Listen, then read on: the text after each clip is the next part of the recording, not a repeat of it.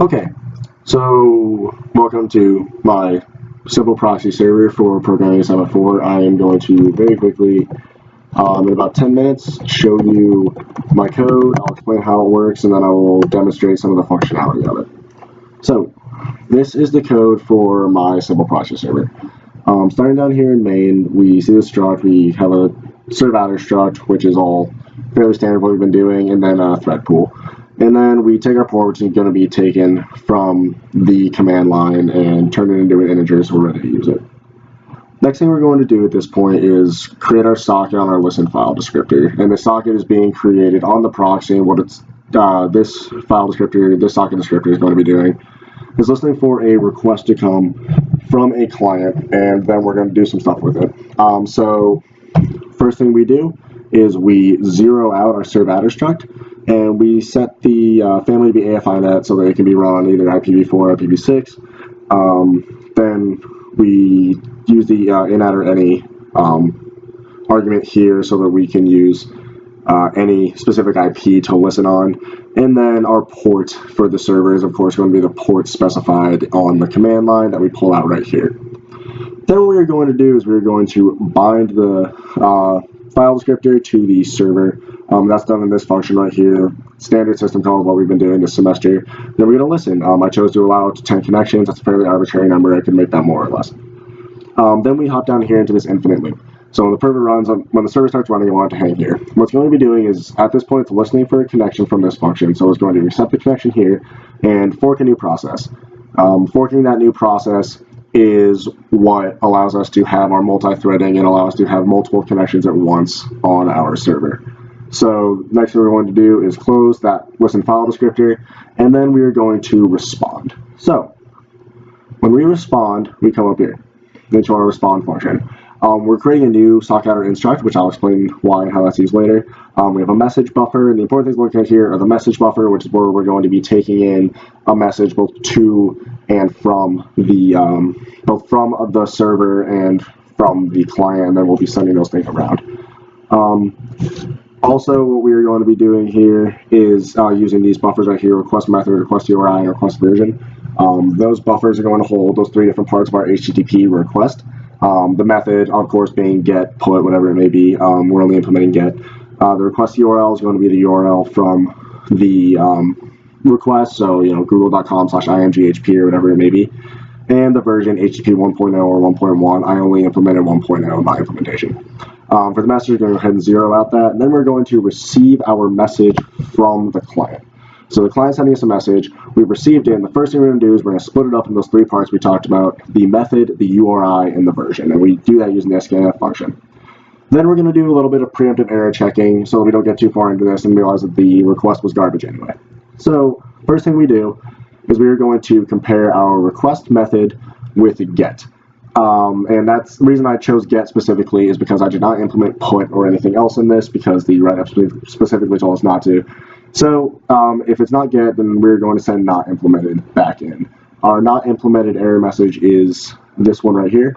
So we're going to be sending back HTTP 1.0 501 not implemented with a couple of new lines so that it's standardized with the way that the RFC says that request HTTP responses should be. And then we do the same thing down here with the bad request. This time we're making sure that the client is asking for HTTP 1.0. HTTP 1.0 is the only one that we're implementing here, so we're just going to check that. Of course, HTTP 1.1 is valid in the real world. But anyway, down here is we get a little bit into the nitty-gritty of how we're going to parse everything. So first thing we do is I'm setting the port to 80, so that's the default port for HTTP. Then what we're going to do is we're going to use string token to parse the request on the double slash. What that will do is get rid of the protocol descriptor at the beginning, the HTTP:// so that we can parse on the slash and get just our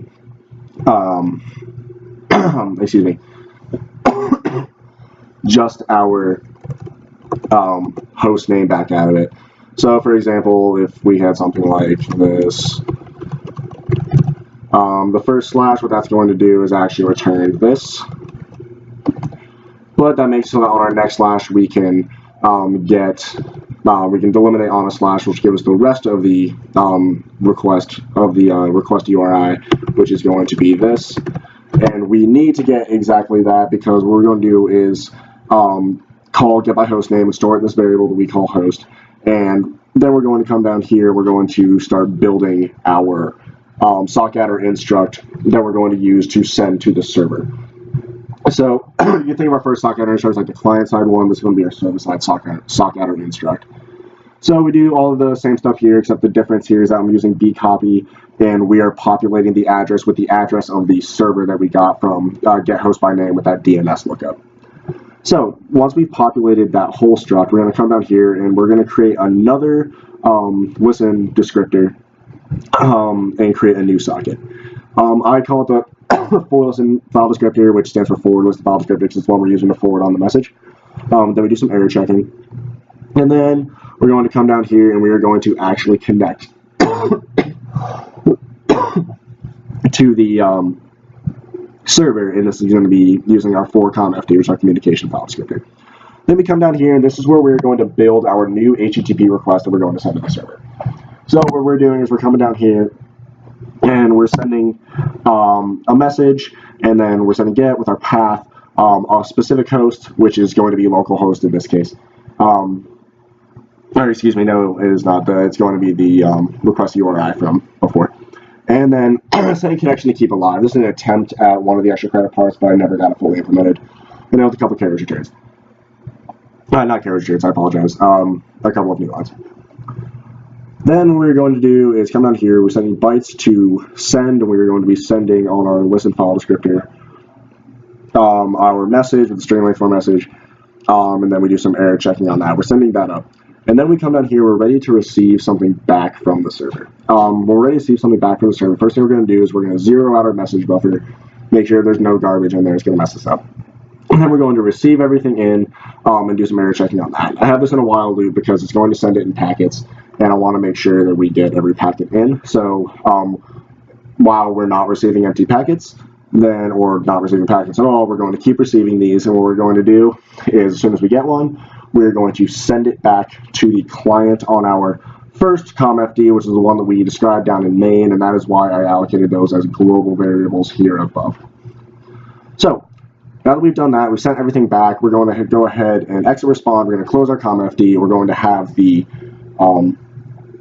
thread exit, and then we are going to close our ComFD in general as soon as all of our threads have exited, and we are done. So next thing I will do is show you a little bit of how this actually functions. So what we're going to do right now is just retrieve a page from Google. So what I will do is start up our server right here, and then I'm going to open up a telnet. So we're going to telnet on localhost, because since that is the IP that we were using, and we're going to do on port 5105. So we're going to go ahead and set a pretty standard HTTP request.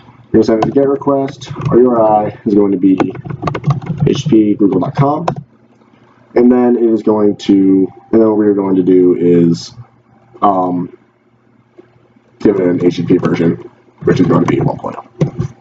So we send that, and I had already thought on my internet for the, I already thought on my bandwidth for the running the Python test script, so it's coming in pretty slowly. You can see it's retrieving the HTML, excuse me, it gave us the HTTP header information up here within 1.0 version. We're giving us 200 OK, saying, okay, great, we have that, we'll give it to you. And now it is sending us back all the HTML info from Google's homepage. While that is running, what I'll do is go ahead and demonstrate the multi-threading that is working. We're going to create another connection to our server. You can see we successfully connected, and let's say we're going to get something from Yahoo this time, while that is still receiving things from Google, while another connection is still receiving things from Google.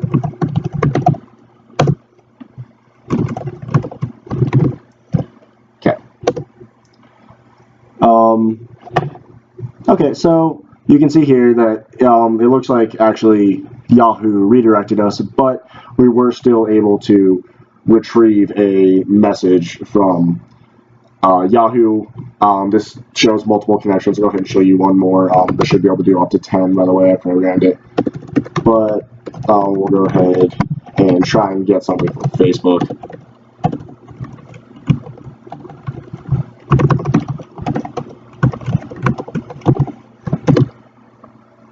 Alright, so it looks like we actually got another redirect here, but it's going to keep receiving these in packets. All three of these things are able to work at the same time. And yeah, this shows that my server can support proper multi-threading. So I'm going to go ahead and get out of this telnet session. We'll leave our server running because what I would like to do now is show you some of my error handling. So we're going to go ahead and telnet into another session on our server.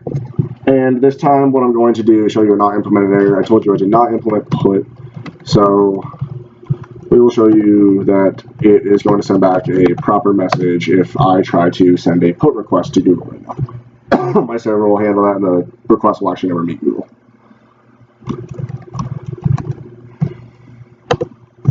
Okay, so fairly standard. You can see that it essentially just sent right back our proper error message for the not implemented error.